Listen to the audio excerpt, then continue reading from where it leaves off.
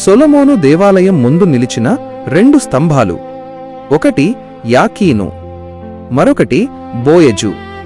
ఇవి కేవలం స్తంభాలు కాదు, ఒక విశ్వాసి జీవితానికి దేవుడు ఇచ్చిన 2 సత్యాలు.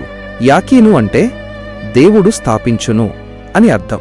బోయజు అంటే ఆయనలో బలం ఉంది అని అర్థం. దేవుడు స్థాపించని సంబంధాలు, దేవుడు లేని పరిచర్యలు, ప్రార్థన లేని కుటుంబాలు ఎక్కువ కాలం నిలవవు.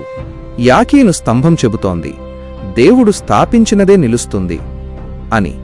బోయజు స్తంభం చెబుతోంది, దేవుని బలం లేకుండా యుద్ధం గెలవలేవు అని.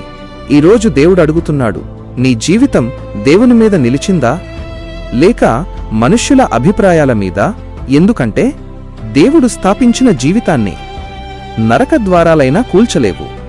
నీ జీవితం కూలిపోతుందనిపిస్తున్నదా? భయపడకు, దేవుడు స్థాపించిన జీవితాన్ని ఏ శక్తి కూల్చలేదు.